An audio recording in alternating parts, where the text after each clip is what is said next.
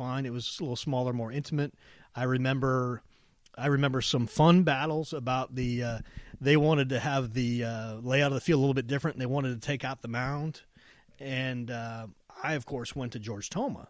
And he says, and the Wizards, Sporting KC, would promote maybe this retractable mound.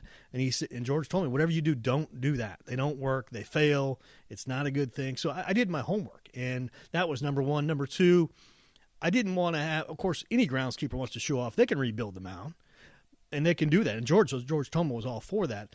But I didn't want to have the mound different every single time for our pitchers. We could get some injuries there, So we were able to come to a compromise that worked out just fine, and for that 3 years. But I've had the opportunity to meet Peter Vermees a little bit. Zoran Savic, of course, is the assistant coach there with Sporting KC. He was my boss forever.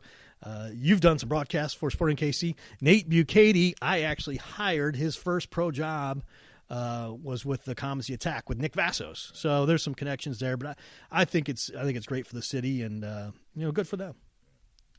Well, it's been a real pleasure, and I think that it's baseball is my favorite sport. It was the sport of my childhood. I like them all, but baseball has a special place, and obviously for you to, at your ripe young age, to continue to be a baseball lifer, that must be pretty cool.